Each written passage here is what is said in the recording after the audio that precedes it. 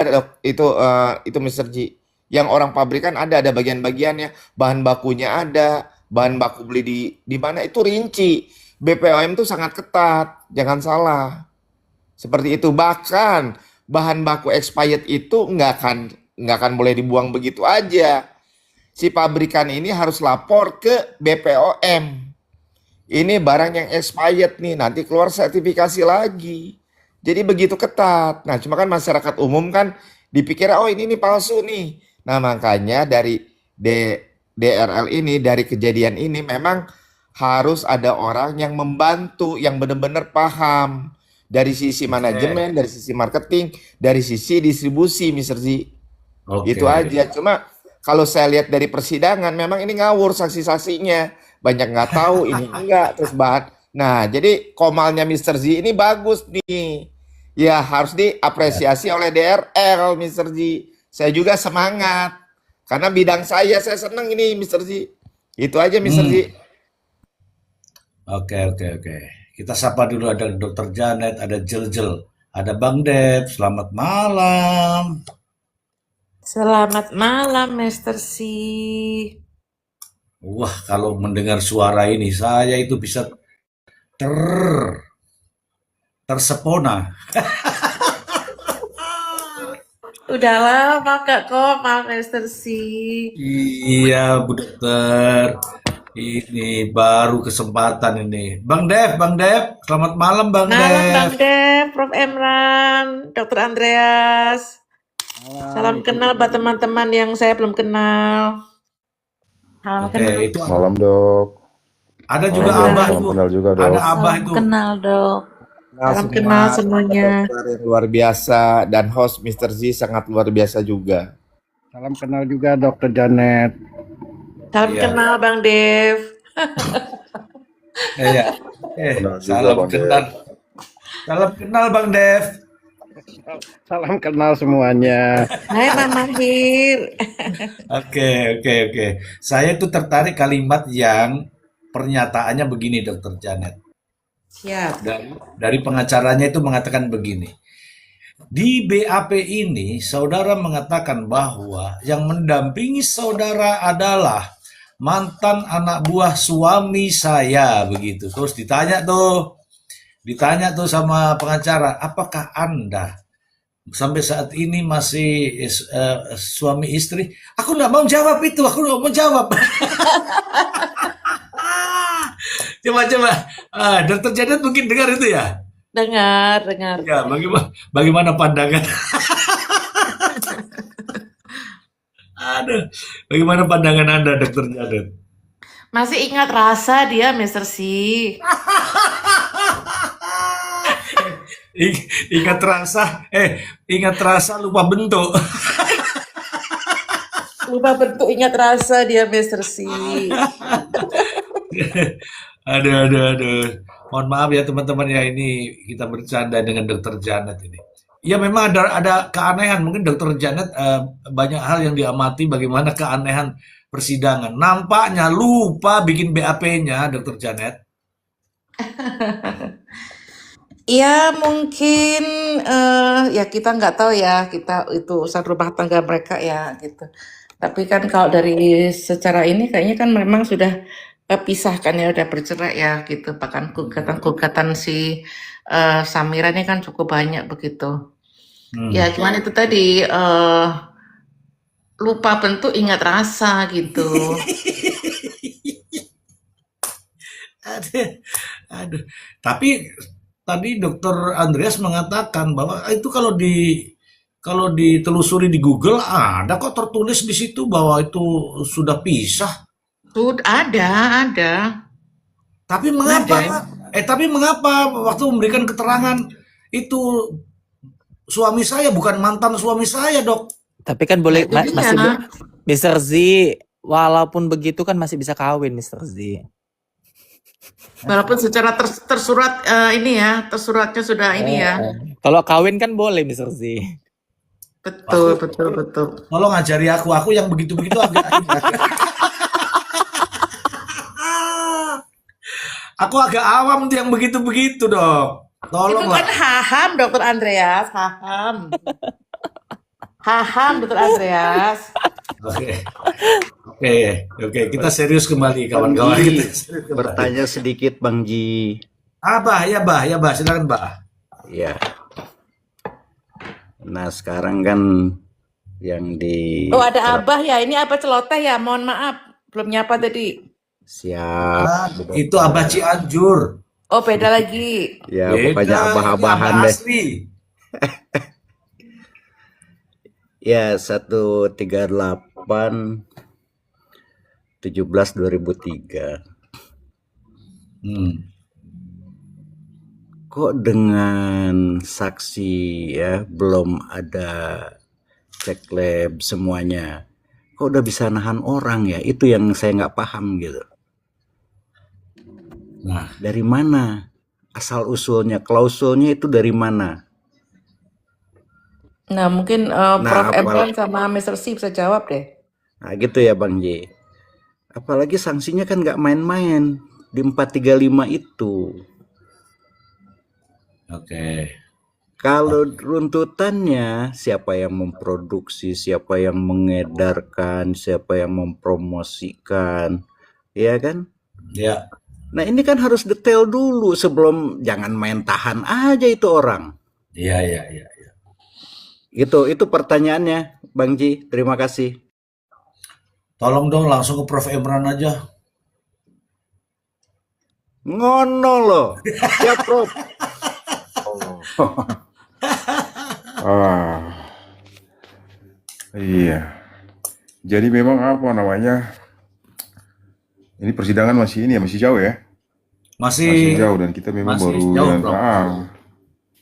masih jauh, iya. Baru alat bukti yang disajikan itu kan alat bukti dari apa namanya keterangan saksi yang keterangan saksi pun keterangan dari saksi ada charge ya, charge dari pihaknya JPU ya.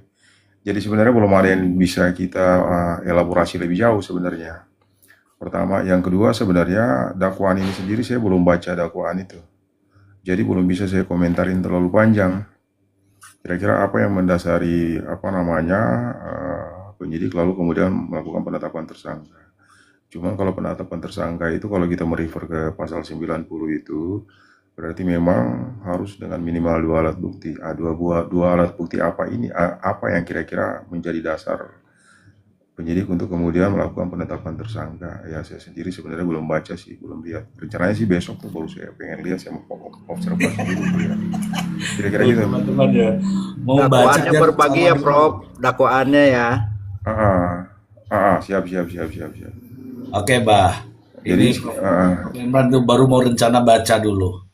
Aku yang mau nanya nih, Mister. Tunggu dulu, aku mau menjelaskan dulu kok malah ditanya. Saya menjelaskan dulu kepada Abah. Jadi, aduh, 5 miliar masuk. Begini ceritanya, Abah. Kasus ini, Abah, sejatinya laporannya itu tahun 2024, Abah. Kemudian ditingkatkan ke proses penyidikan Desember tahun 2025. Jadi Desember 2024 laporan, Desember 2025 ditingkatkan ke penyidikan. Semula dipanggil, ditetapkan sebagai tersangka kan, ditingkatkan kan. Semula dipanggil, diperiksa sebagai tersangka, tidak ditahan, Abah. Tidak ditahan. Kemudian ya dengan segala macam cara lah itu, intinya di pertengahan bulan puasa itu tiba-tiba ditahan. Kenapa alasannya ditahan? Nah, inilah yang jadi pertanyaan. Saya ceritakan bahwa kalau di KUHP lama itu bunyinya begini. Kalau di KUHP lama itu subjektif. Penahanan itu dilakukan dikhawatirkan melarikan diri, dikhawatirkan mengulangi perbuatannya, dikhawatirkan menghilangkan atau merusak barang bukti. Jadi bunyinya dikhawatirkan, dikhawatirkan. Jadi kalau dikhawatirkan itu subjektif, Abah. Nah, KUHP yang baru ada istilah di situ bahwa tersangka berupaya, nah, gitu, sudah ada action nih, berupaya melarikan diri, berupaya menghilangkan barang bukti, berupaya dan sebagainya itu. Nah, alasan penahanan ini saya sampaikan saja supaya nggak malu-malu nih. Alasan penahanan terkait dengan Dr. Richard Lee ini, saya kebetulan waktu itu saya soroti betul, dikarenakan sedang live TikTok gitu loh, Bah. Jadi lucu kan? Jadi Hukumannya ke melarikan diri live TikTok apa itu? nah, karena kalau melarikan diri itu kan jelas ada di pelabuhan lah, ada di bandara lah, ada di terminal. Ah, itu sudah berupaya melarikan diri. Contohnya begitu. Orang sedang di rumah sedang live TikTok, kemudian datang ke pemeriksa, sorenya langsung penahanan. Begitu loh, Bah, ceritanya. Padahal sebelumnya tidak ditahan. Jadi Iya. memang penuh tanda tanya ini, Abah. Iya Bang, jadi kalau melarikan diri kan bisa dicekal. Dia mau ke bandara, kemana kalau udah dicekal kan nggak bisa kemana-mana gitu. Iya, betul. Terus TSK-nya cuma satu ini kan, Pak Dokter ini. Siji. Pengacara Yang Willy, lain itu mana? naik dulu pengacara Willy. Siji. Yang lainnya hanya bayang-bayang. Yang lainnya ora-ono ya Bang? Teh acan. Teh acan. Aduh, Teh Acan. mumet ini. Lah, Mempelajarinya Teh Acan gimana itu. ini? iya. Atos. Mr. J, Atos. artinya Dr. Richard apes dong ya. Apes dia. Apes. Kata dokter Janet, aku mau bilang apa gak enak sama ketua. Apa Mr. C? Iya, apes itu kan tadinya kan nggak ditahan, Dok. Ya. Ah, gitu loh maksudku, Dok. Maksudku tuh begitu, ini memberikan penjelasan kepada abah kita ini perlu mengikuti proses itu, sedangkan kita ini kan sudah lama mengikuti itu. Siap, salah Bang Ji. Ya, jadi abah, jadi memang prosesnya jalan, tapi tidak ditahan pada waktu itu. Namun tiba-tiba di pertengahan puasa, kalau nggak salah ya, pertengahan puasa atau akhir-akhir puasa lah, katanya tidak datang, wajib lapor, diketahui sedang live TikTok, maka inilah yang terjadi, dilakukan penahanan. Ngono loh. Oke, saya garasi. Kalau ada lawyernya nggak apa-apa, Abah di bawah, Bang. Enggak, ini tadi ada lawyer Billy lewat. Nah, kalau mau naik, saya turunkan dulu Lilian. Kan Lilian orang saya. Pasti dia mau, ya kan? Iya, Lilian? nggak apa-apa Nah, saya turun, Mister. iya, tapi di bawah ya kamu ya. Oke, Lilian memang suka di bawah. Kalau aku mah di atas. Ada nih. Mr. C. Teh Acan namanya. Kalau atas bawah sih, kalau saya atas bawah sih kena semua. Aduh, ini ketua ini bisa atas bisa bawah ini. Selamat malam, lawyer Billy. Selamat Malam, malam, Pak Mr. Ji. Willy. Selamat malam, Dr. Janet, sama Malam, Pak Profesor Willy. Amran, Abah Angon, ada Garasi Cuan, ada Bang Dep ini. Halo Dep. Bang Willy, sudah lama Ya, kita nih nggak sekomal nih. siap. Warung Rakyat sama Mami apa namanya? Momahir. Ya, Selamat begini, malam semuanya. panggilannya. Malam. Malam Bang Willy, malam. Saya mau tanya dulu, Mr. C. Boleh, tanya kepada siapa? Satu, kepada Prof. Emran juga sama Mr. C. Yang kedua sama Garasi Cuan mungkin ya. Garasi Lanjut. Cuan apoteker ya? Ya, dia ahli bidang Bukan obat-obat. apoteker, enggak. Saya di pabrik farmasi cukup lama lah, di manajemen, di marketing juga. Oh, siap. Oke, silakan. Gini sih Mr. C, Prof. Emran.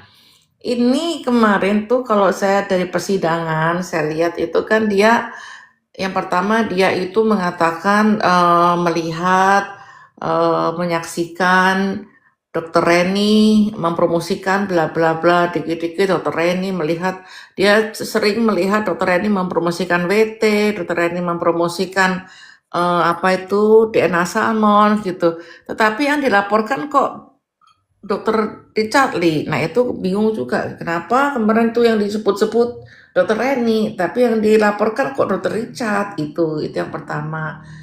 Yang kedua, nah itu kan apa itu yang kalau nggak salah itu yang dilaporkan kan perusahaannya Dokter Richard Lee gitu ya, PT-nya gitu kan ya. Surat kuasanya tuh atas untuk PT gitu kan ya. Tapi kenapa laki-laki Dokter Richard Lee yang masuk begitu? Jadi ada aneh ya, yang dilaporkan itu perusahaan tapi yang masuk Dokter Richard Lee gitu. Terus banyak sih yang kejanggalan-kejanggalan dari kesaksian Doktif kemarin ya. Terus dia kan ditanya, ini kan produknya Dokter Richard Lee sudah dikenai sanksi administrasi oleh BPOM. Kenapa kok dilakukan lagi gitu? Ya si Doktif bilang karena BPOM dan aparat itu nggak tegas sehingga begini gitu. Jadi DRL harus dihukum pidana gitu kan, seperti itu. Nah tapi ketika si pengacaranya Dr. Richard Lee mengatakan, nah produkmu sendiri kan 4 ada produk yang dicabut BPOM gitu. Nah dia kan langsung bilang itu nggak ada hubungannya gitu. Nah aneh juga ya pernyataannya ya. Jadi ketika dia produk lain dicabut, dia masih mempolisi karena produknya dia sendiri dicabut, kok dia tidak melaporkan polisi juga begitu. Itu untuk pertanyaan ke ke Prof. Emran dan Mr. C. Terus ke Garasi Cuan ya. Ini kan produknya Dr. Richard Lee itu ditarik BPOM, dikatakan di situ tidak ada tomat putih, ya kan? Tapi di situ dalam pemeriksaan penyidik ditemukan bahwa BPOM mengatakan, ada surat dari BPOM mengatakan BPOM tidak punya uji lab untuk menyatakan itu ada WT atau tidak. Nah gimana kira-kira itu? Prof. Emran, Mr. C, dan Garasi Cuan. Pak Willy juga deh boleh bantu jawab. Langsung Pak Willy aja lah. Biar langsung ngomong Pak Willy. Masa langsung saya. Iya, Langsung tembak Pak Willy. Ya, Prof Amran aja dulu lah. Saya harus dengerin dulu. Enggak, Prof. Setuju ya Prof? Senior dulu. Setuju. Prof. Amran. Senior dulu. Tuh, sudah diamanahkan, sudah didelegasikan. Silakan, Lawyer Willy.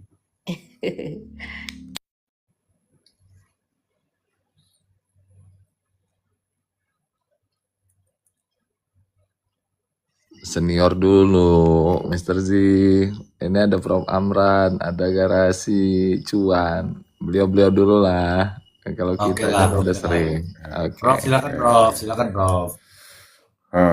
Jadi sorry tadi kayaknya panjang banget tuh apa sih pertanyaannya yang pertama dan kedua itu lupa saya. Sampai lupa. Iya artinya saya ingat konteksnya cuman apa yang pertama apa ya? Yang saya tanyakan itu ya salah satunya dia kan produknya Dr. Richard Lee dicabut BPOM, sudah dicabut BPOM jadi kena sanksi BPOM lah ya. Begitu, tetapi kan masih dilaporkan sama Dokter. Nah, tapi Dokter sendiri juga ada produk yang dicabut BPOM. Oke, sudah paham tuh. Silakan Prof. Oke ya. Kalau pertanyaan kedua itu kaitannya dengan itu sebenarnya perusahaan ya? Betul, Tapi perusahaan. kenapa yang dikenakan itu adalah iya. Jadi mungkin saya mulai dulu dari pertanyaan yang kedua itu. Kalau pertanyaan dua begini nih, jadi sebenarnya itu subjek hukum namanya. Jadi biasanya kalau dalam rumusan pasal itu biasanya disebut barang siapa atau setiap orang. Barang siapa atau setiap orang itu sebenarnya ada dua makna tuh.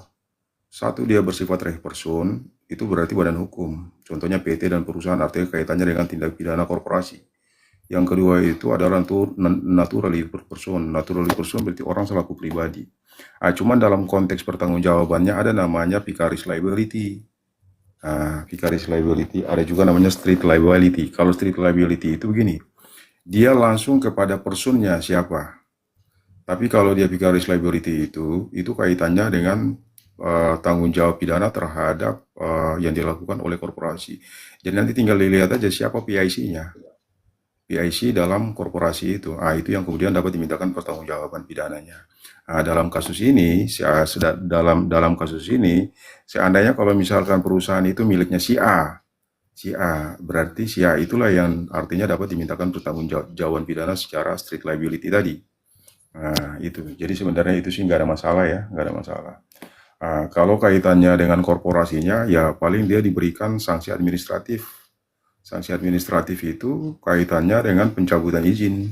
Katakanlah kalau dalam kasus-kasus seperti ini kan izin edar ya. Izin edar. Bahkan kalau dalam kasus yang kalau level crime-nya itu kerusakannya itu parah, bisa sampai kemudian ya pencabutan izin usahanya. Itu. Jadi ada dua pertanggungjawaban. Satu pertanggungjawaban dari sisi perdata, yang kedua pertanggungjawaban pidana. Kalau tanggung jawab pidana itu kepada orang-orang yang kemudian yang PIC-nya lah. PIC-nya. Yang kedua kaitannya dengan itu tindak pidana yang memang kelihatannya kalau Bu Janet tadi itu seolah-olah begini nih. Ini pengen seolah-olah begini. Ada perbuatan yang sepertinya ada perbuatan si A ini mencocoki perbuatan si B gitu ya. Oke. Iya, betul. Sama. Memang begini. Saya sih ngelihatnya, saya nggak mau ke situ terus terang. Kalau saya ke situ, seolah-olah nanti kita menjustifikasi bahwa kita sudah mendahului menjustifikasi bahwa apa yang dilakukan DRL ini adalah salah.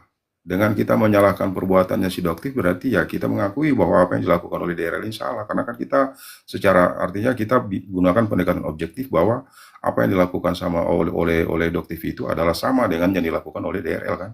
Makanya saya nggak mau ke sana. Biasanya dalam satu kasus itu, kalaupun tindak pidananya sama, karakteristik dari perbuatannya berbeda.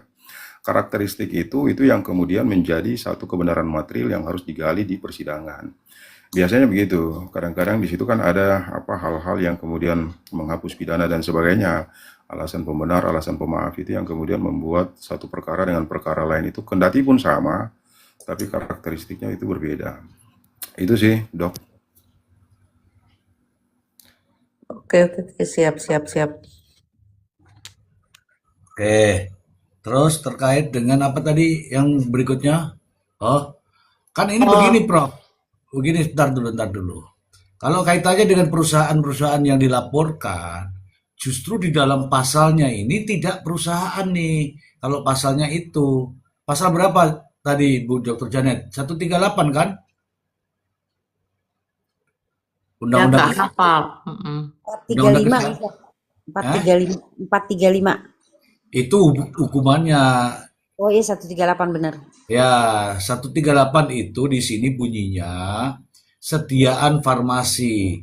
Terus di ayat 2-nya itu setiap orang. Kalau setiap orang itu kan manusianya, bukan perusahaannya. Itu dulu deh. Silakan tadi ke garansi. Cuan. Izin. Ya. Izin. Silakan. Jadi sebenarnya kalau dalam undang-undang itu sebenarnya setiap orang itu dapat contoh, saya kasih contoh itu katakanlah kayak tindak pidana pembakaran hutan ya. Pembakaran hutan itu sebenarnya itu dilakukan oleh perusahaan. Perusahaan sebenarnya karena untuk kepentingan perusahaan, lalu kemudian terjadi pembakaran hutan. Itu perintahnya itu dari atas juga. Hanya saja ketika dia masuk pada rumusan delik itu dia nggak bicara kaitannya dengan korporasi dan sebagainya. Makanya tadi saya bilang Barang siapa itu diterjemahkan menjadi dua, satu rek person, yang kedua naturalis person. Ini, Karena Prof, kalau Prof, misalkan perusahaan, Prof, sebentar, izin, ini izin biar bukan saya barang tegasin. siapa, bukan barang siapa, setiap orang dia langsung. Sama, setiap Sama ya? orang dan barang siapa itu sama. Dulu Oh. kalau kita pakai KUHP lama itu, dulu rumusannya itu barang siapa. Tapi kalau kita pakai rumusan terkini itu, setiap undang-undang itu diformulasikan menjadi setiap orang. Setiap orang itu bisa dikualifikasi sebagai apa namanya Perusahaan tindak juga. pidana yang dilakukan oleh korporasi. Ya, cuman kan begini, kalau perusahaan ini kan nggak bisa dijatuhi pidana penjara ya. Iya. Nggak bisa kan? Konsekuensinya siapa yang menjalankan perusahaan itu yang kemudian dapat dimintakan pertanggungjawabannya, dan perusahaan itu sendiri dapat dicabut izinnya. Itu sih sebenarnya. Jadi efeknya itu menjadi domino. Oke. Nah, gitu Mr. Ji, Mr. Ji. Oke. Oke, paham ya teman-teman ya. Ini narasinya memang di sini setiap orang, tapi bisa diartikan bahwa orang itu menjalankan perusahaan gitu. Oke, kita ke Cuan. Tadi terkait dengan apa ya, Dokter Janet? Aku lupa pertanyaannya, Dokter Janet panjang sih. Silakan Dokter Janet diulang lagi. Pertanyaannya itu kan BPOM mencabut izin edarnya Dr. Richard Lee itu, WT itu salah satunya itu mengatakan tidak ada WT, tidak ada tomato gitu. Tetapi dalam keterangan BPOM ke Polda, dia mengatakan BPOM nggak punya uji lab yang menunjukkan itu ada tomato atau tidak. Nah, kenapa begitu? Kalau dia nggak bisa membuktikan, kenapa kok dia merilis pencabutan itu begitu? Kira-kira gimana? Oke, silakan. Yang saya tanggapkan secara umum ini yang seharusnya oleh perusahaan-perusahaan bisa dipertanggungjawabkan ya. Yang penting tuh yang harus dibedakan begini, BPOM tidak selalu artinya BPOM melakukan semua pengujian untuk produk setiap perusahaan. Tetapi perusahaan tersebut harus menyajikan analisis, pengujian dari bahan baku, perlu dicatat semua bahan baku, ya, baik vitamin, baik obat-obatan yang lain-lain, semuanya import. Negara kita belum sanggup, ya, untuk bahan baku memproduksi sendiri. Seperti itu. Nah, untuk kaitan dengan white tomato yang viral, makanya dari BPOM sendiri pernah menangani kan suplemen ini, mengklaim menggunakan bahan white tomato. Namun pada kasus tersebut BPOM menyatakan produk yang beredar tidak mengandung ekstrak. Makanya dia tarik, Dokter Janet. Dia harus cepat tarik. Kalau dia pembiaran, yang akan gugat BPOM karena mengeluarkan izin itu. Nah, pada saat dicek tidak mengandung ekstra white tomato. Cuma yang sekarang yang dikasuskan ke DRL ini, ya, konsumen yang jadi korban tuh korban yang mana? Membahayakan nggak? Bikin mati nggak? Mohon maaf, bukan garasi Cuan, Ya, bukan. BPOM mencabut itu mengatakan WT tidak ada, white tomato tidak ada. Berdasarkan apa? Karena BPOM tidak punya uji labnya. Betul. Kok dia Nah, cabut? artinya dia karena gini, ya, si BPOM kan artinya kan lembaga kita yang betul-betul yang bertanggung jawab. Apabila ya di negara kita belum ada alatnya, dia harus ya untuk narik, untuk mencabut seperti itu. Saya ingat ya, dulu berapa puluh tahun yang lalu ada satu produk adalah Berarti herbal. si BPOM termakan oleh isunya dokter detektif dong. Betul. Betul itu. Dia goyang. Sebetulnya seperti itu. Makanya sebetulnya argumen dari BPOM kecuali membahayakan. Makanya ini adalah lebih condong ke persaingan bisnis, Dokter Janet. Ini udah seperti itu. Seharusnya BPOM tuh bisa mempertanggungjawabkan membahayakan nggak bahan baku ini. Apakah ini antibiotik ataukah apa? Ini kan vitamin. Seperti itu. Nah, makanya dengan kasus seperti ini, hukum di kita ini harus dibuat tabel supaya nggak lari-lari. Gitu, Dokter Janet. Bahkan dalam VT-nya dokter detektif, dia akan menuntut BPOM karena sudah mencabut produknya itu yang 4 itu. Kapan? Ada Komal yang terakhir dia ngomong begitu di ini Komalnya dia bahwa ada oknum yang oknum BPOM ingin menjatuhkan dokter detektif dengan mencabut produknya 4 itu harus dituntut. Ya udah, nanti saya kasih tahu BPOM, tetap bertahan, aku di belakang BPOM, begitu aja. Ada tuh Oke. ini videonya baru. Itu baru wacana, baru ide itu, baru Dokter mau Janet, makan kan. Mr. Ya. Ji, ini saya yang kita harus contohin lagi ya. Nih, ini yang BPM juga kan bertanggung jawab. Contoh ya, ini kita harus sebutin. Ada yang namanya kopi luwak. Ada luwaknya nggak? Tapi Kan jangan sama itu, dia keluar izin. jangan langsung Itu bilang ekstrak luwak. loh, Mr. Ji. Tunggu dulu. Jangan bilang kopi luwak, tapi begitu pas Anda mengatakan luwak, nunjuk saya, jangan begitu. Artinya itu ekstrak juga. Itu bukan yang dijual-jual tuh yakin ekstrak, bukan dari luwaknya. Nah, itu sama karena dia tidak kasus hukum, Karena si dia Cuan bukan berjalan. begitu. Bukan begitu karena si Cuan. Kalau kopi luwak itu kan artinya biji kopinya itu kan dimakan luwak dulu, terus kemudian buah kopinya dimakan oleh luwak dulu, kemudian baru keluar biji kopi itu kan baru dikeluarkan oleh luwak itu. Nah, itu yang diambil dikatakan kopi luwak. Bukan Itu ada betul, daging luwaknya. Dokter Janet. Gini dok, itu yang dokter sampaikan sangat setuju 100%. Tetapi faktanya itu hanya apa? Ya, hanya ya flavornya doang. Bukan yang Iya. seperti itu yang dokter bilang. Itu sama, kalau sampai viral akan ditarik juga, Mr. Ji. Oke, tahan dulu. Tahan dulu. Yang jelas saya tidak mau minum susu beruang.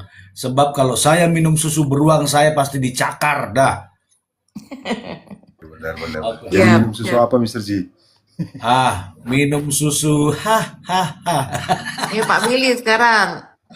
Oke, sekarang saya berikan kesempatan dulu kepada wanita. Ini ada Jel. Silakan Jel. Terima kasih Mr. Z. Ya. Mumpung ada pakar-pakar di sini Mr. Z ya. Oh, Cuman tadi jelas. saya sedikit mau nambahin soal white tomato ya. Dari yang saya lihat di persidangan itu dikatakan bahwa di dalam komposisinya atau ingredientnya itu tidak ada tidak ada kandungan dari white tomato, tidak dijelaskan. Koreksi kalau saya salah ya Kak, Bu.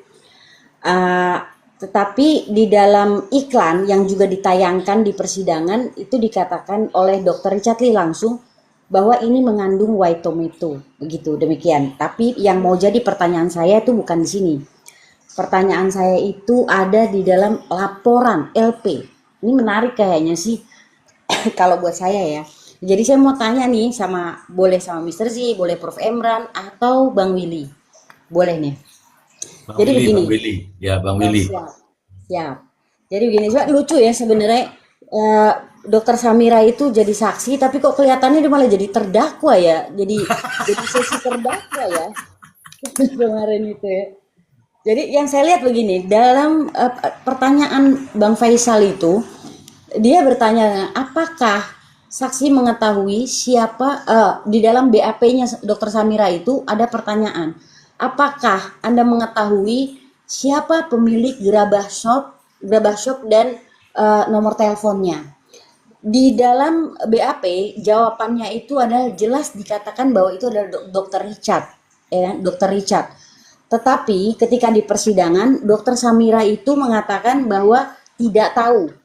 Cuman ketika di link atau disambungkan ke laporan yang dibacakan atau yang ditayangkan oleh Bapak Faisal itu bahwa jelas di situ laporannya, ini saya sampai catat ini karena saya seharian nonton ya, saya ulang ya.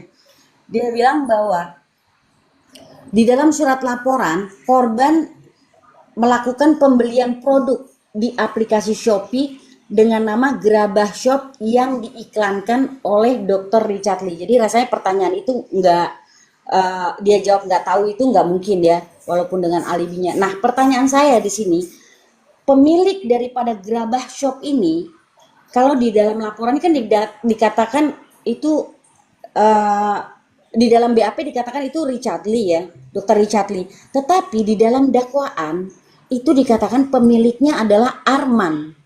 Pemiliknya adalah Arman.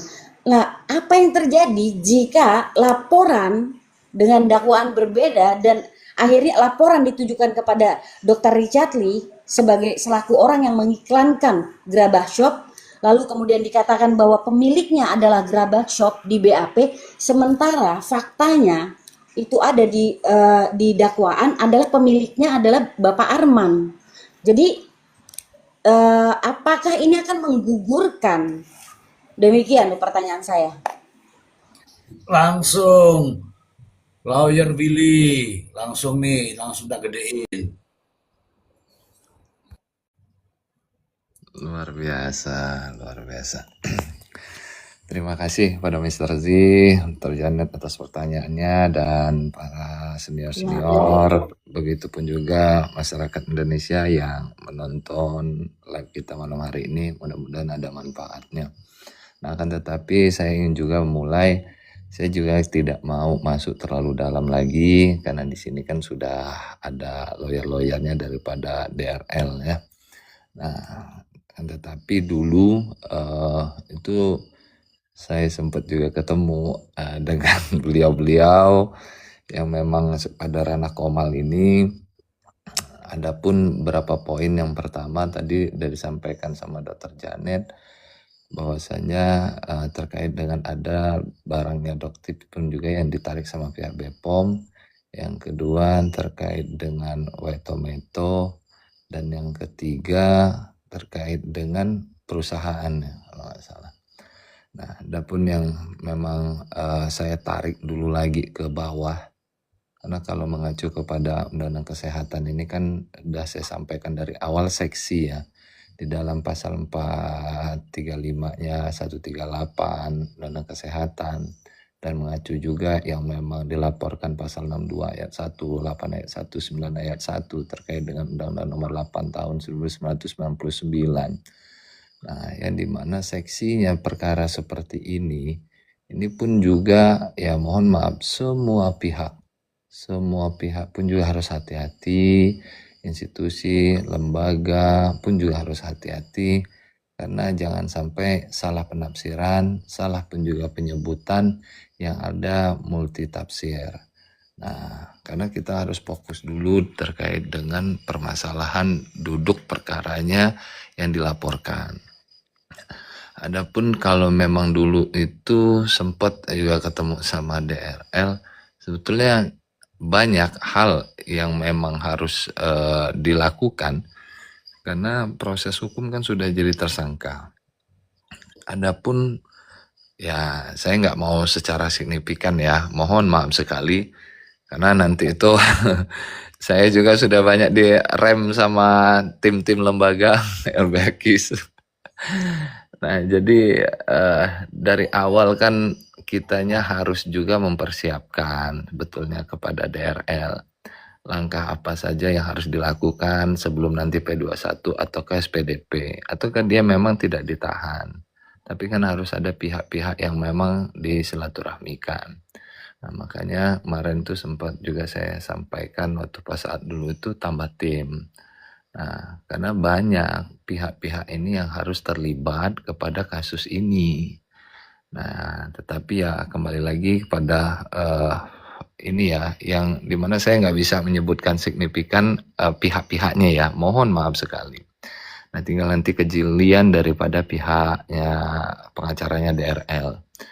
Nah, yang dimana sekarang sudah masuk, saya kan juga sempat menyatakan daripada terkait dengan undang-undang dan pasal yang saya sampaikan tadi itu kan ancaman pidana 12 tahun, denda 5 miliar. Dan kesehatan, adapun juga terkait dengan Undang-Undang Perlindungan Konsumennya, ancaman pidana 5 tahun dan denda 2 miliar. Nah, disinilah Doktip menyatakan 50 miliar mau menuju ke Doktip tolak. Kembalikan uang masyarakat 200 miliar yang kau ambil. Nah, itu yang saya coba untuk sampaikan kepada masyarakat. Ya, kalau memang saya juga banyak ini Mr. J, tapi ya dikit-dikit lah ya. Saya juga nggak bisa mau secara trik jitu, bahasa saya trik jitu ya. Nah, yang dimana saya tarik dulu dari proses awal itu, dan yang jelas harus ini kan udah mau masuk kepada ranah pemeriksaan saksi yang kedua kalinya, yaitu dokter detektif. Nah, kalau memang mengacu kepada ranah, ada juga kemarin itu kan pertanyaan dari pengacaranya, ada juga produknya Doktip yang memang ditarik sama BPOM. Nah, maksud saya kan ini lagi ngebahas terkait dengan pasal dan Undang-Undang Perlindungan Konsumen. Bukan, saya juga mohon maaf sekali bukan menggurui atau apa, enggak, saya hanya mungkin di PT saya sempat saya juga sampaikan, jangan bermain di pasal itu, tapi mainnya pasal ini. Nah, ini nih. Karena di sini adalah kuncinya dari laporan itu yang terkait dengan Undang-Undang Perlindungan Konsumen. Kalau memang posisinya sudah bisa mengunci di situ, ya udah. Ini udah tahap awalnya udah dapet nih momennya. Nah, yang terkait dengan perusahaan tadi sudah disampaikan juga sama Prof. Amran bahwasanya setiap orang. Nah, kan tetapi kan kita sudah juga mendengar dari awal dan mengetahuilah dari awal terkait dengan Doktip ini kan bukan beli secara langsung. Nah, ya kan yang dulu sempat saya dibully-bully juga bahwasanya apa kerugian, karena saya tanya kan apa kerugian Doktip. Nah, setelah itu ya Doktip mau mengembalikan uang masyarakat. Ya kan Doktip bukan nggak bisa juga, masyarakat itu diwakili oleh Doktip. Tinggal hitung aja berapa kerugiannya Doktip. Nah, makanya saya pancing ya ke sana. Nah, adapun terkait dengan perusahaan tadi itu, inilah salah satu yang memang harus diobservasi lagi karena banyak pihak.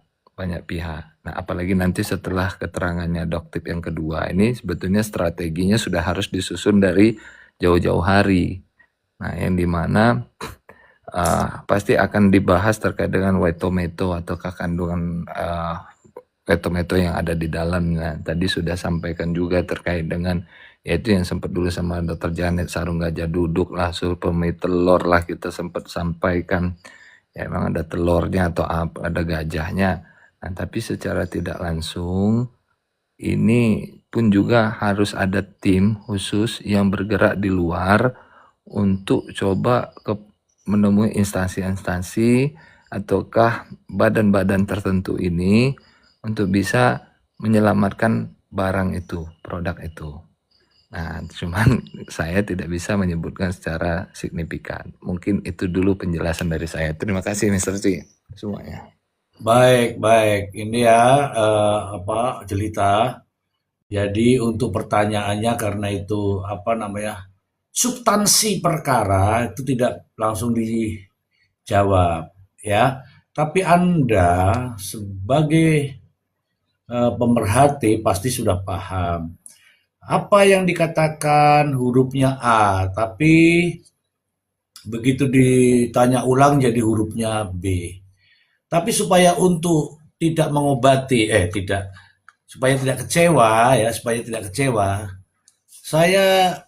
saya ini aja ya, saya berikan penjelasan. Kalau normal Jelita, itu sebenarnya juga sudah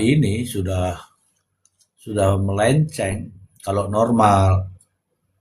normatif lah, lain yang diadukan, lain orangnya, kemudian lain pemiliknya, kan begitu kan menurut Jelita.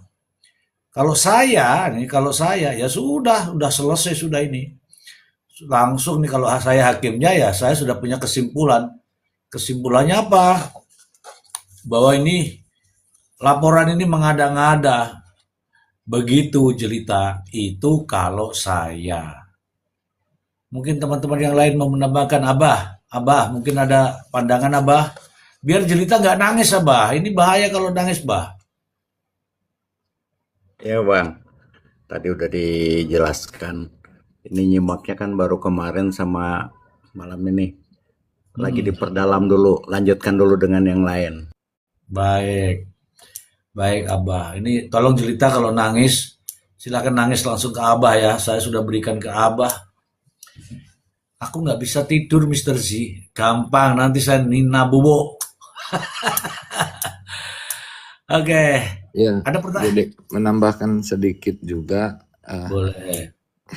apa yang tadi pertanyaannya Mbak Julita? Pertanyaannya diulang Jelita. Aduh, udah rebahan nih. Lah, Jadi gini, Bang Willy. ada Jadi, niat buruk nih.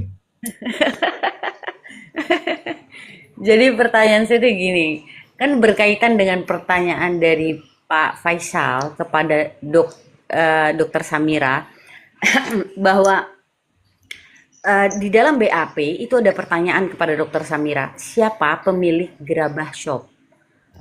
Apakah Anda tahu siapa pemilik Gerabah Shop? Lalu dijawab oleh Dokter Samira bahwa tidak tahu. Padahal di BAP-nya itu dikatakan bahwa pemilik Gerabah Shop itu adalah Dokter Richard. Jawaban dari Dokter Samira nih di BAP. Tunggu dulu, Lalu tunggu kemudian, dulu.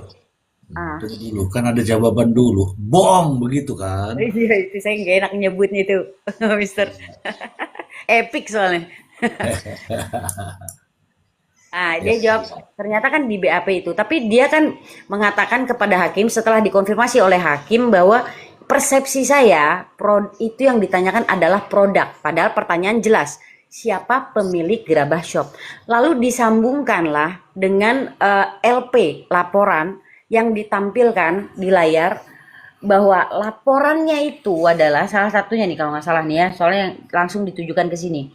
Di dalam surat laporan korban, ini Dokter Samira ini ya, korban melakukan pembelian produk di aplikasi Shopee dengan nama Gerabah Shop yang diiklankan oleh Dr. Richard Lee. Artinya kan tetap berkaitan lah. Gerabah Shop ini bisa dibilang diartikan bahwa ini pemiliknya adalah Dr. Richard Lee seperti yang ada di BAP menurut korban, ya kan? Menurut korban ini. Lalu pertanyaan saya, di dalam dakwaan itu pemilik dari Gerabah Shop adalah Arman. Artinya berbeda nih. Apakah laporannya ini salah sasaran? So, apa efeknya bagi persidangan yang sedang berlangsung? Apakah akan menjadi gugur atau apa? Demikian, Bang Billy. Oke, terima kasih atas penjelasannya tadi dan sekaligus pertanyaannya. Nah, jadi kalau pengalaman dan juga berbagi informasi, karena harusnya kan kemarin di eksepsi ya, di eksepsi itu kan dibantainya. Nah, kalau memang di eksepsi itu berarti kan hakim akan memutus apakah memang layak ataukah tidaknya perkara ini dilanjut. Kalau memang eksepsinya bisa dikabulkan berarti kan sudah bisa bebas. Nah, itu poin yang memang Mbak Warung Rakyat Jelita juga harus pahami juga nih buat teman-teman dan masyarakat Indonesia yang lain. Karena jangan sampai kita itu melihat suatu fakta ataukah melihat suatu perkara ataukah melihat suatu hal persidangan seperti ini, kitanya jadi terfokus dengan BAP dan berita-berita seperti itu. Karena sekarang ini sudah lewat masanya di eksepsi kemarin harusnya. Nah, kalau memang mau dihentikan ataukah lanjut. Nah, ternyata kan lanjut. Ini kan sudah lanjut ini. Bahwasanya eksepsi kemarin sudah ditolak dikarenakan kasusnya viral. Nah, berarti sekarang ini kan sudah masuk lebih dalam lagi. Nah, termasuk dokter detektif ini dihadirkan dan para pihak juga sudah dihadirkan dan kita juga sempat dikirimi juga kemarin itu dan kita lihat bersama. Nah, yang jelas sekarang ini tinggal pola mainnya lagi yang harus disusun. Pola mainnya dan sekaligus doktip ya jangan berbicara di luar seperti apa tapi di dalamnya bagaimana. Makanya ya akhirnya kan doktip sudah duduk di kursi saksi dan juga menjadi seperti terdakwa dia dikuliti kan. Nah, begitupun juga nanti ini pas saat mau masuk ke ranah pemeriksaan saksi yang kedua, yaitu doktip lagi. Nah, di sini kan harus bersiap juga tim daripada kuasa hukum DRL untuk menyiapkan ya bom-bom yang memang bisa untuk menghantam hati dah sampai ke dalam-dalam bener. Nuklir, Ininya sih, nuklir. ya rudal. Nah, jadi ke data detektif. Nah, setelah itu baru nanti itu kan akan masuk lagi nih kepada saksi ahli. Nah, ini kan yang harus dipersiapkan semua kepada baik itu dari data detektif maupun juga dari jaksa ya, jaksa penuntut umum dan juga kepada lawyernya DRL. Nah, ini masih panjang ceritanya ini. Akan tetapi kita juga kalau balik lagi ke BAP terus juga cerita ini, kan saya juga sempat menyatakan ini hati-hati di Undang-Undang Perlindungan Konsumen. Nah, hati-hati di sana. Karena kalau memang di poin di Undang-Undang Kesehatan, kalau bisa jeli dan juga bisa pas masuknya, ini bisa lewat. Nggak bisa lah dikenakan Undang-Undang Kesehatan. Kalau jeli ya, nah, saya juga ya mohon maaf, di roomnya Mr. Z malam hari ini saya juga bisa pastikan kalau tim kuasa hukumnya DRL jeli, untuk DRL sendiri Undang-Undang Kesehatan ini nggak akan kena, jauh daripada Undang-Undang Kesehatan. Tapi kalau memang di perlindungan konsumen, kalau toh pun juga timnya juga nggak jeli, ya ini yang bahaya. Mungkin begitu, Mbak. Terima kasih. Siap, terima kasih Bang Willy. Ya, ya. Nih saya kabarkan kepada teman-teman ya, bahwa nanti juga akan dihadirkan pihak dari DRL terkait dengan produk yang itu tadi yang dipermasalahkan terkait dengan dampak. Dan ini pengguna-pengguna murni sudah menyiapkan bukti-bukti terkait pembelian, pemakaian dan seterusnya, dan semuanya memberikan positif lah terkait dengan produknya. Hanya dia saja yang menganggap produk ini begini dan begono. Orang yang lain mengatakan bahwa ini produknya bagus, aku berterima kasih dan sebagainya. Oke, Jel,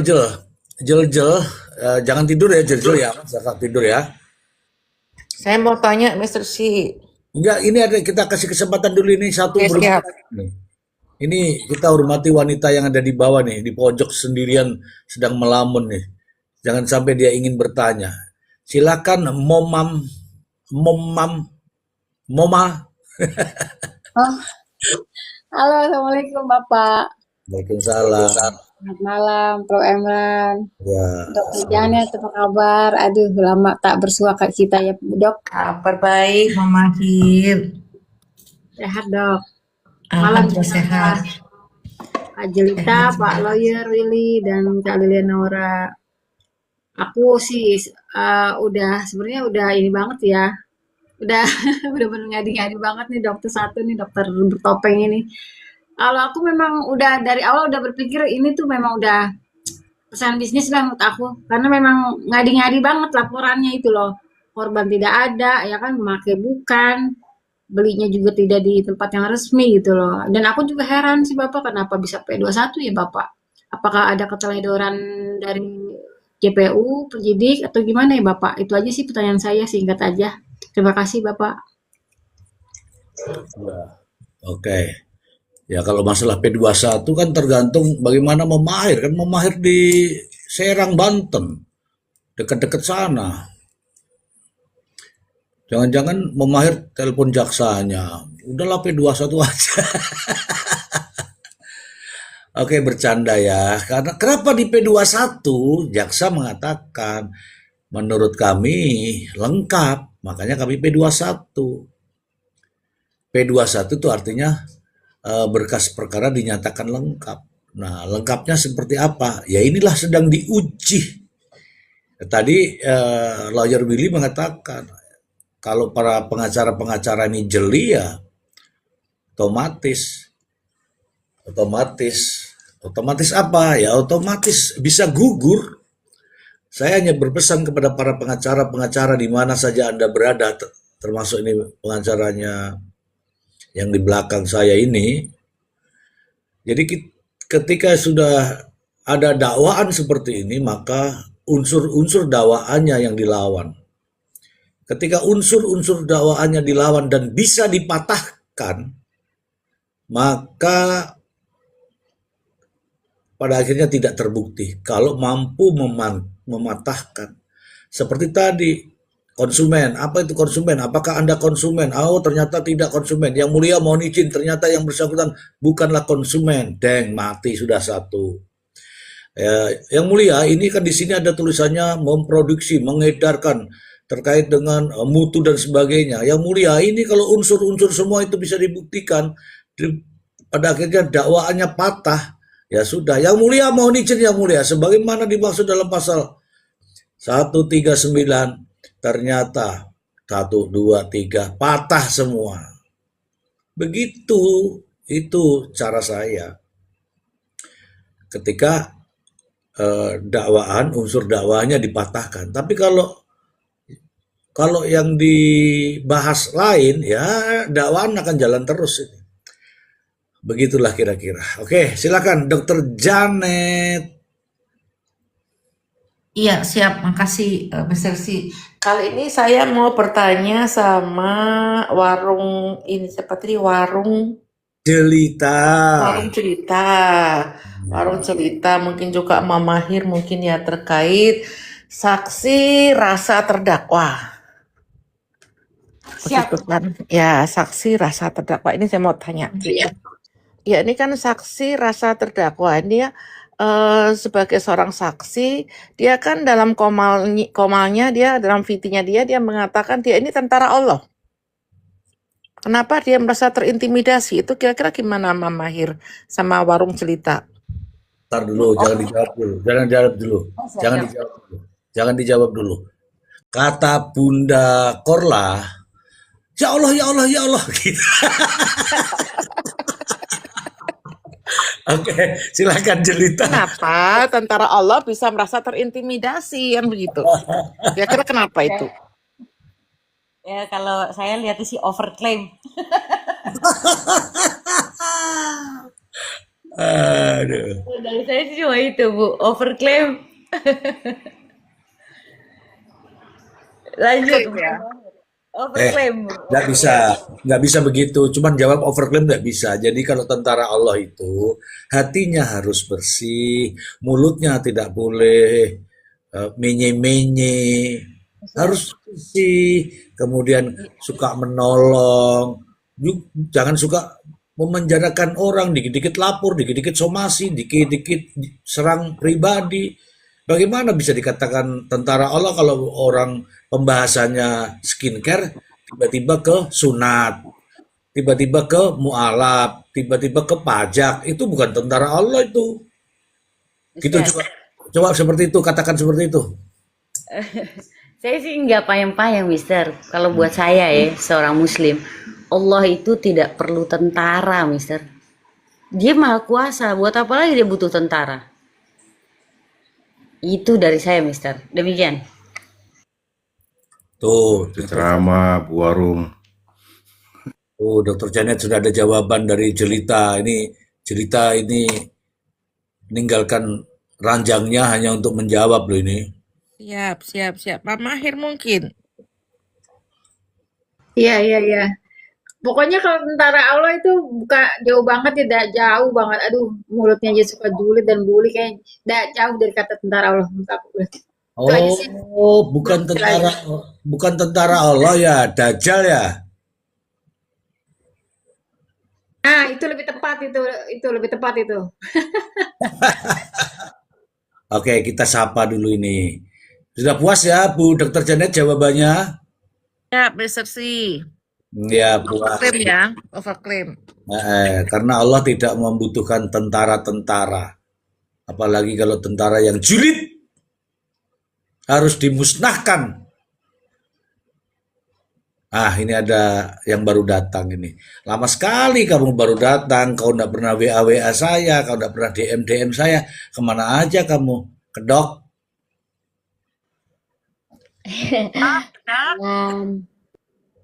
Mana aja kamu kedok?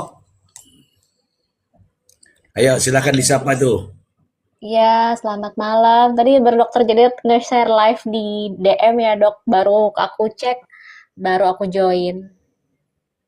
Iya, apa pandangan Anda tentang perjalanan sidang yang sangat membangongkan? Kan aku sering WhatsApp sama itu ya, sama Hans. Ya, Aku fair, aku tanya. Pas itu kan aku tanya nih nanti menurut dia minggu depan tuh kemungkinan si Topeng. Aku tanya kapan pihak Ribeskin Piridam kan, pasti kan harusnya dipanggil ya, sama pihak Imetco harusnya dipanggil. Imetco itu kan pabrik yang ngasilin WT itu kan, dan si Piridam yang distributor yang Ribeskin. Aku bilang itu kapan dipanggil, dia nggak bisa kasih jawaban, cuman juga bakal jadi saksi dari pihak jaksa. Dia bilang seperti itu ke aku. Terus anehnya menurut si Hans, si si si Imetco ini ngomong ke penyidik itu seakan-akan kami nggak tahu itu import. Jadi kami nggak tahu itu ada isi WT atau enggak. Itu menurut pengakuan Hans ya, Pak. Pas aku WhatsApp. Terus dia bilang itu yang aku bilang sama Dr. Janet, si pihak Piridamnya juga ngakunya kami nggak tahu ada itunya. Tapi menurut pihak Hans dan pihak DRL, kami bisa ngebantah produk. Dia bilang gitu. Kami bisa untuk produk, kami bisa bantah. Dia bilang gitu. Makanya aku juga memberikan informasi ke Hans. Sampai saat ini, Imetco masih menjual di beberapa toko-toko di Shopee, di toko oren. Itu masih dia jual dengan tulisan itunya WT. Kalau memang aku ngomong gini ke Hans, kalau memang itu nggak ada WT, kenapa dia masih produksi? Itu masih diproduksi sampai expired 2027 tahun depan Agustus. Aku ngasih ke Hans, pokoknya dia bilang kalau nanti pihak Imetco-nya dipanggil, mereka mau nanya kalau menurut mereka ini nggak ada karena masih dijual dengan tulisan WT. Itu pokoknya bakal dipertanyakan. Sini jujur aja ya, menurut pihak DRL kan benar kata Pak Willy ya, kalau memang exception-nya kemarin tidak harus diteruskan, kenapa pihak hakim malah meneruskan? Dibilang gitu kan. Harusnya kan kalau emang harusnya kan kalau emang eksepsinya diterima ya nggak usah dilanjutin. Berarti kan emang nggak harus kan, apalagi sudah diketahui di BAP-nya tidak dibeli dari Gadeskin, dibelinya dari Gerabah. Kenapa harus dilanjutin? Ini jujur aja, boleh ya jujur di sini ya. Jadi pihaknya si Sono berpikir ya agak kurang fair sih jaksa dan hakimnya itu ya. Aku jujur-jujuran ya, Mr. Zia, itu menurut pihak. Jadi mereka sekarang menjalani aja. Jadi sekuat tenaga pihak pengacara daerah tuh akan bikin pertanyaan detail karena menurut dia dari awal kalau eksepsinya seharusnya diterima dong. Dari awal aja udah ketahuan si Doktif itu tidak membeli dari resmi. Terus beberapa kemarin menjadi saksi dia bilang kan bukti dia beli nggak ada. Yang kemarin Pak Tony ngomong itu kan, Mr. Z, si itu saksi bilang dia nggak punya bukti beli saya lupa itu kan nggak bisa, harus ada bukti kan. Saya nggak punya bukti apa-apa, saya cuma punya bukti si tablet kapsul doang. Itu kan udah jelas banget kan. Itu yang menurut ini dari awal kan ada di BAP. Kenapa masih kalau emang eksepsinya diterima nih, harusnya kan nggak dilanjuti. Tadi kan dari pihak hakim dan jaksa maksa nerusin kan, itu kan berarti kan udah agak sedikit nggak fair kan. Jadi tapi dari usahanya si pihak pengacara tadi kita akan benar-benar bikin pertanyaan detail supaya benar-benar menggali si saksi pihak pelapor. Ya kan udah baca kemarin kan yang di BAP apa tapi pas saksi beda. Lihat kan beberapa saksi begitu. Terus saksi pihak terlapor itu sudah disiapkan sebenarnya sejauh-jauh hari. Cuman dari pihak daerah itu ya tetap tunggu sampai saksi pihak pelapor selesai dulu, nanti baru kami datang nih yang udah. Jadi dari pihak WT yang meramaki siapa aja, pihak Salmon sama pihak yang pakai itu yang Miss V stem cell, Miss V yang pink itu tadi dipanggil-panggilin. Ada yang katanya dari Palembang.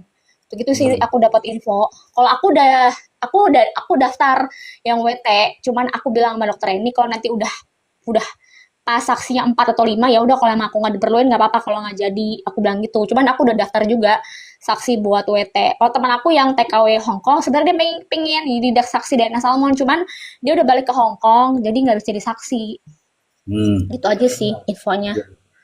Ya, itu kabar baiknya karena memang sudah menyiapkan kok Ya. nama-nama untuk jadi saksi. Termasuk Anda nanti itu jadi saksi. Oh, alhamdulillah, aku tuh pokoknya kalau bisa ngebantu deh Mr. Z, soalnya ada rasa kemanusiaan ya Mr. Z ya. Iya, tapi saya minta supaya jangan pernah menjawab kalimat lupa, nggak tahu. Iya, Nah, iya, iya. itu nggak mau saya yang begitu ya. Iya, iya, iya. Bismillah aja kita. Iya, nanti saya akan aku di belakangmu deh pokoknya, di belakangmu ngintil pokoknya aku ya. Saya yang ngitil, orang saya baru pertama kali jadi saksi. Iya. Terima kasih ya buka kedok. Ini dari tadi saya tungguin kamu mana ini buka kedok ini. Sampai aku lupa namamu loh. Gitu. Oke. Warung. Cerita. Hadir, Mister. Nah, ini buka kedok Janet ini. sudah turun ya, Dokter Janet. Ada ya. Masih Ada ada dong. ya. Ada. Yang turun Abah karena kalau sudah jam segini tuh Abah pasti ditarik-tarik. Saya mau nanya, Bu Dokter. Ya. Ini saya itu dapat artikel bahwa produknya Dokter Richard Lee itu diumumkannya itu November, kalau salah tanggal 14 November 2024, Bu Dokter. Sementara di dalam dakwaan itu dikatakan bahwa tanggal 24 Juni 2023, tetapi diumumkan ke masyarakat itu tahun 2024. Artinya jeda lumayan lama ya, 1 tahun jedanya masyarakat. Itu apakah memang prosedurnya seperti itu atau sebetulnya setiap perusahaan atau produk yang ditarik izin edarnya memiliki tenggang waktu, Dok? Karena saya baru lihat artikelnya itu pengumuman dari 13 produk, di antaranya ada produk dari Dr. Richard Lee itu tanggal 14 November tahun 2024. Demikian, Bu. Tahun 2023-nya itu tahun peristiwa apa tadi? Di dalam dakwaan izin edarnya itu dicabut tahun 2023 bulan Juni Tahun 2023 kan belum ada huru hara. Iya, tapi di dakwaannya seperti itu. Wah. Saya nggak paham deh. Karena tahun 2023 kan belum ada kejadian apa-apa. Saya kurang tahu. Yang saya baca di dakwaannya seperti itu. Di dakwaan, jadi bulan Juni tahun 2023 itu izin edar dicabut. Lalu bulan Juli 2025 Gerabah. mungkin. Enggak, Bu, 2023. Apa sih salah ya? Sebentar. Salah. Cek lagi. Saya pegang dakwaannya soalnya. Setahu saya itu dilaporkan dulu baru BPOM mencabut. Setahu saya. Bentar. Coba sebentar, saya izin buka dakwaan dulu ya. Nih saya cari dulu.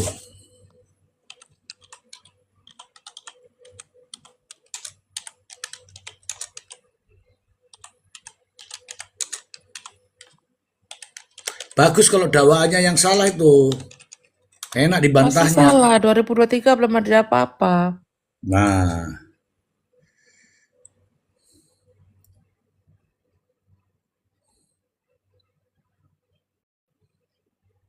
23, Bu.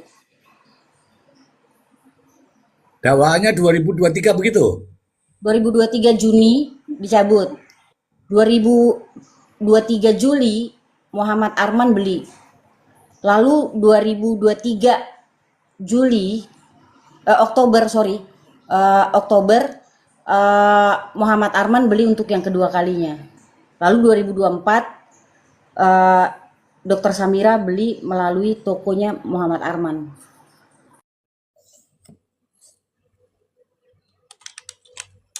Oh, itu kronologis mungkin perusahaan itu. Kalau kronologis kasusnya kan nggak gitu. Tapi ya kita ikuti aja ini. Malah bagus ini kalau benar seperti itu. Aku belum tahu itu, malah 2023-nya malah belum tahu itu. Kalau di sini nih 2024 dilaporkan, 2025 naik sidik, 2026 ditahan, kemudian sampai sekarang. Mungkin ada teman-teman yang lain yang bisa menambahkan, silakan.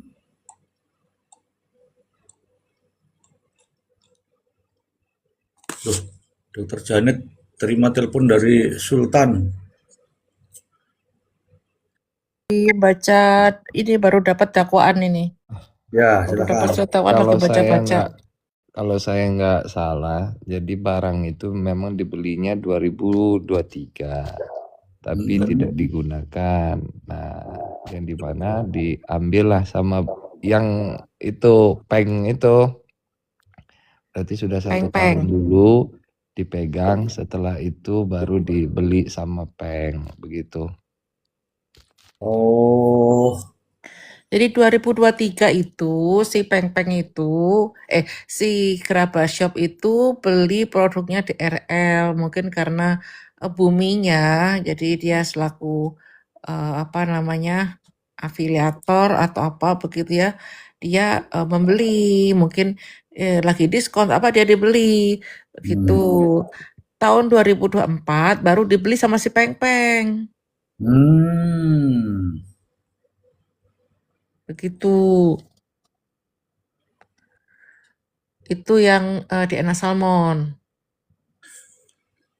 oh, Begitu. Jadi kan waktunya kan selisih cukup panjang kan, itu hampir setahun. ya, oke. Tapi yang jadi masalah itu sebenarnya tuh wet tomato atau DNA salmon atau stem cell. Tiga kali ya, 3 yang dimasalahkan Samira tuh 3. Oke, Yang kalau 3 ini kan masing-masing beda waktu, beda tempat. Karena ada betul. yang kaitannya yang dengan di Palembang kan. Yang di Palembang lain lagi. Apa? Yang di Palembang kan tentang stem cell itu nggak masuk dakwaan. Lah kan 3, salah satunya itu kan. Yang saat itu Rekping itu krim untuk organ intim, pelembab organ intim. Itu enggak. Izin bacakan ya, Prof. Ya. Ya, silakan. Jadi di dalam dakwaannya begini nih. Setelah menambahkan dan atau merubah tulisan pada kemasan WT, Ribeskin Special Ribeskin Super pokoknya itulah Pink Aging dan RQ Pink The Secret Inner Beauty. Selanjutnya klinik kecantikan Athena dan akupuntur mengajukan izin edar atau notifikasi terhadap Ribeskin dengan nama Good Skin Salmon di rumah aja. BPOM RI dikeluarkan notifikasi nomor sekian-sekian yang berlaku sampai dengan 26 Oktober 2024 dan dibatalkan pada 24 Juni 2023. Loh. Yang berlaku dia dibatalkan nih. Gimana maksudnya? Ulangi lagi deh. Tulisannya kecil-kecil ya, Mister.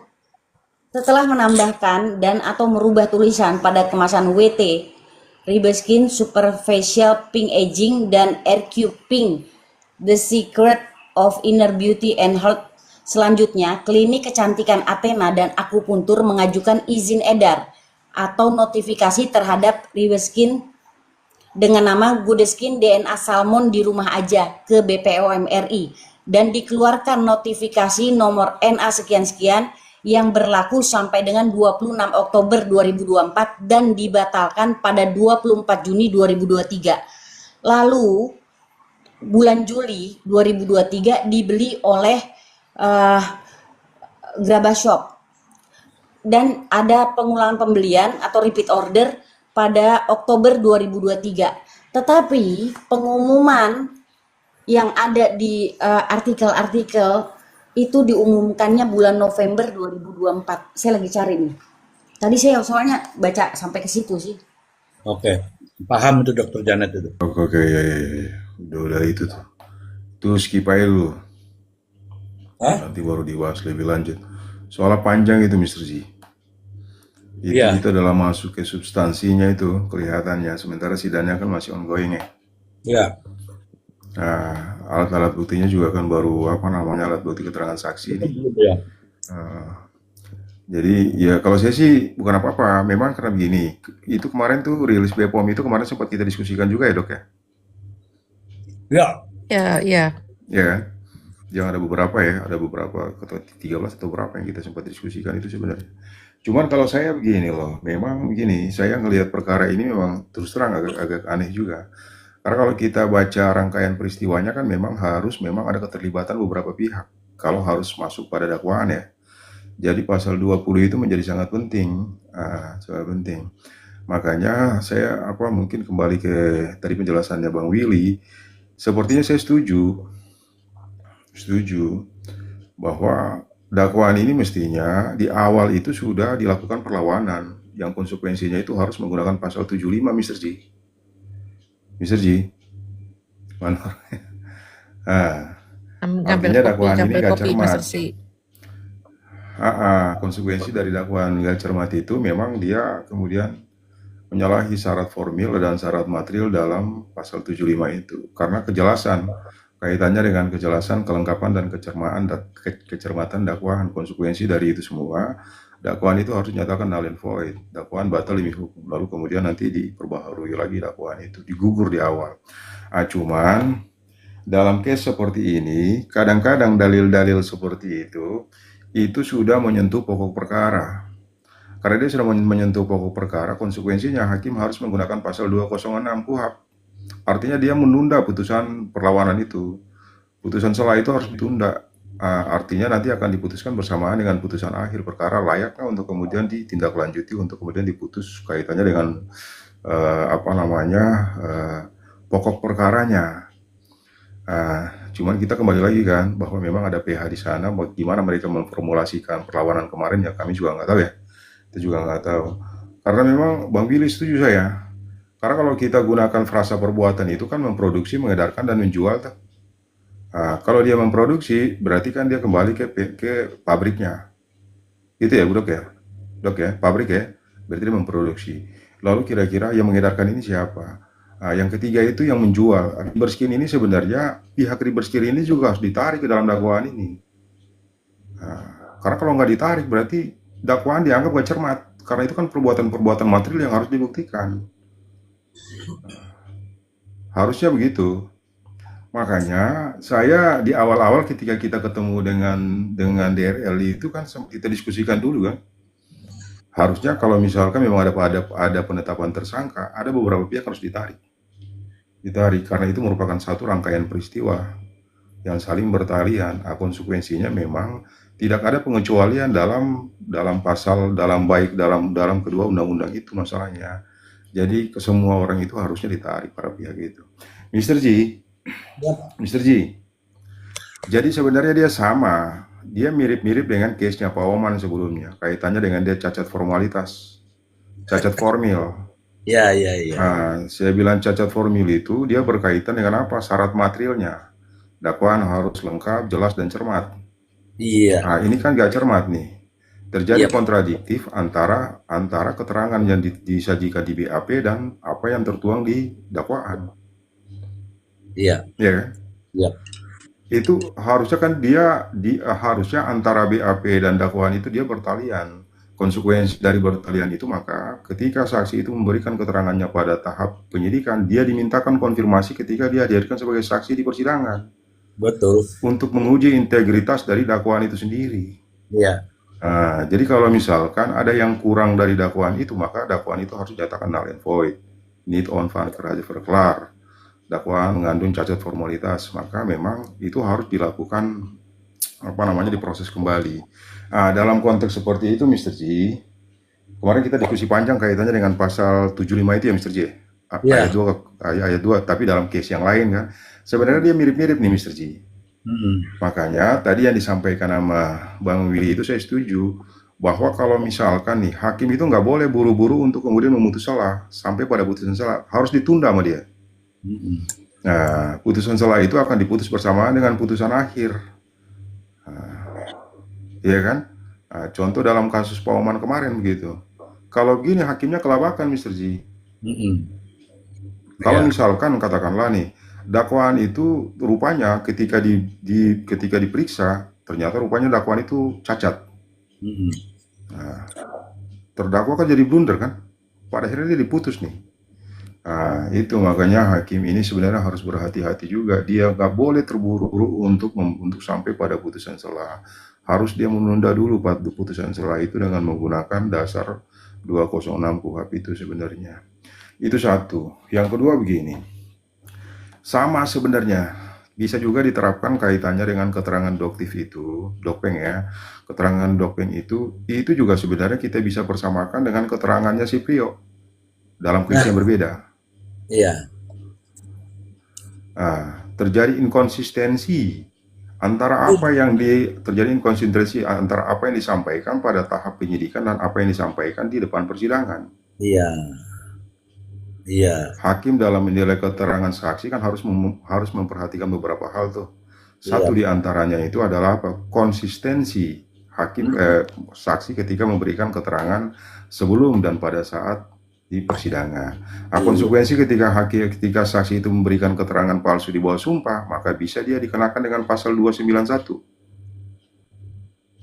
Iya kan? Sumpah palsu. Ancaman pidananya 7 tahun. Tapi kalau misalkan keterangan yang tidak benar itu adalah keterangan di BAP, sementara ada pihak yang sudah tercemarkan kaitannya dengan reverse skin itu, berarti dia bisa disangka dengan pasal 33 pencemaran nama baik kan? Iya. Itu makanya saya memang tapi memang ada pihaknya di sana kan, jadi saya kira menjadi penting untuk kemudian ini dilakukan observasi secara menyeluruh. Kaitannya dengan strategi nanti ketika berperkara, bagaimana dia harus membantah dakwaan-dakwaan itu, alat-alat bukti itu harus dipatahkan gitu. Kalau dia kurang jeli, ya ini cukup berbahaya. Tapi ya kita tetaplah nanti kita diskusi terus di Komal ini, kita lihat bagaimana. Cuman yang terpenting besok mungkin kita observasi lagi tuh dakwaan kalau ada dakwaan Mr. G boleh di-share ya. Izin, Kita Prof. baca Emran. dulu, kita lihat. Ya, Izin, Prof. Emran. oke. Kalau Siap. misalnya saksi melakukan keterangan palsu, kemudian dituntut 295 ya? Itu siapa yang nuntut, Prof. Emran? Ya, itu berarti hakim bisa memerintahkan JPU untuk kemudian melakukan penyidikan. Itu yang paling gampang itu begini. Kita dulu pernah kasusnya yang BTS itu yang korupsi itu loh. Yang menteri itu, menteri Komdigi ya, Komunikasi. Komdigi ya. Komdigi kan Menteri Komunikasi itu kan ada salah satu saksi yang memang memberikan keterangan palsu keterangan saksi di bawah sumpah di depan persidangan, lalu kemudian diperintahkan oleh majelis hakim untuk kemudian diperiksa. Dalam pemeriksaan itu ditemukan. Jadi saya kasih contoh, ini kan ada 2 keterangan yang memang tidak bersesuaian kan, Dok? Iya, Prof. Berarti salah satunya pasti bohong, karena nggak mungkin dua-duanya benar. Makanya ketika hakim mendengar keterangan saksi yang terjadi inkonsistensi pada keterangan saksi itu, keterangan saksi yang seperti itu keterangan yang tertolak. Jadi apa yang disampaikan oleh si doktif kemarin di persidangan itu adalah keterangan yang memang dalam kualifikasi alat bukti itu namanya terter eviden. Alat bukti yang sangat lemah, nggak bisa dijadikan sebagai alat bukti untuk menjustifikasi dakwaan. Begitu sih. Oke, ini ada 2 pasal pidana ini terkait dengan keterangan palsu ini, yang mana yang dikenakan ke dokpeng nih, Prof? Ada di